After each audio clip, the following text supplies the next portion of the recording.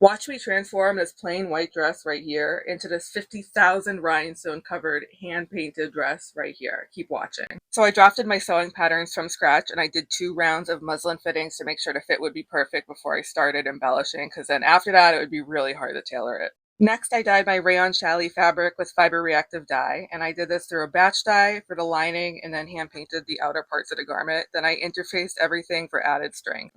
Then while wearing the garment, I started mapping out where I wanted the tiger print so it would flow with the contours of my body, and then I refined the sketch on paper.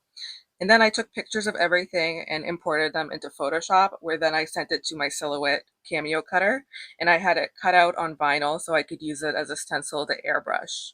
Removing the stencils when everything was dry was like so satisfying.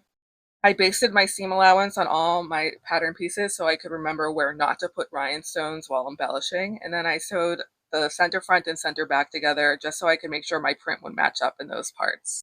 Next step was embellishing. So I only used 4 stone sizes, SS 20, 16, 12, and 10, and that really streamlined things. And I used E6000 and a 14 gauge syringe. And as for the gradient, I used clear, light topaz, topaz, sun, and hyacinths. Also, I just want to pause here and point out the curved darts I did on the front and back to help hide them in the tiger print. When sewing everything together, I used twill tape to reinforce the seams so they wouldn't get stretched out from the weight. And then I sewed everything together with a zipper foot so I could get as close to the rhinestones as possible. And the final thing I did was hand stitch the lining to the zipper.